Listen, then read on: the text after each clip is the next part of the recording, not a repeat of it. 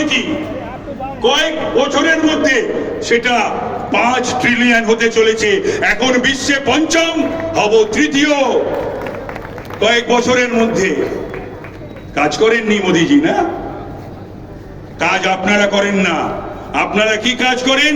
লক্ষ্মীর ভান্ডারের নাম করে নিজেদের ঘরের ভান্ডার বোঝান, টাকার পর টাকা। এত কোটি কোটি টাকা কখনো দেখেনি কেউ, এত টন টন সোনা কখনো দেখেনি কেউ।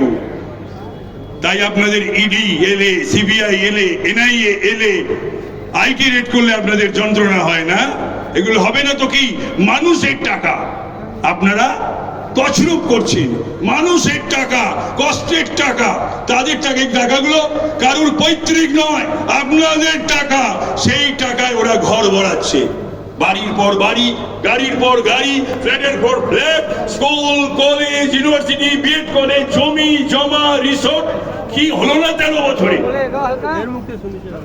বন্ধ করতে হবে।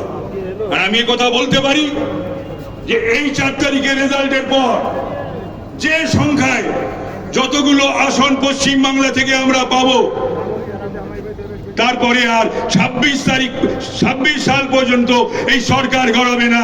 25 সালে বিধানসভা নির্বাচন হবে হবে হবে। আর এই গুন্ডা শয়তানদের এবং পুলিশদেরও আমি বিনয়ের সঙ্গে অনুরোধ করছি, সিপিএম থেকে বড় গুন্ডা বা পার্টি তোমরা নও, কংগ্রেসের থেকেও বড় গুন্ডা বা পার্টি তোমরা নও। তৃণমূল পার্টি, কংগ্রেস এবং সিপিএম এর থেকে অনেক ছোট পার্টি।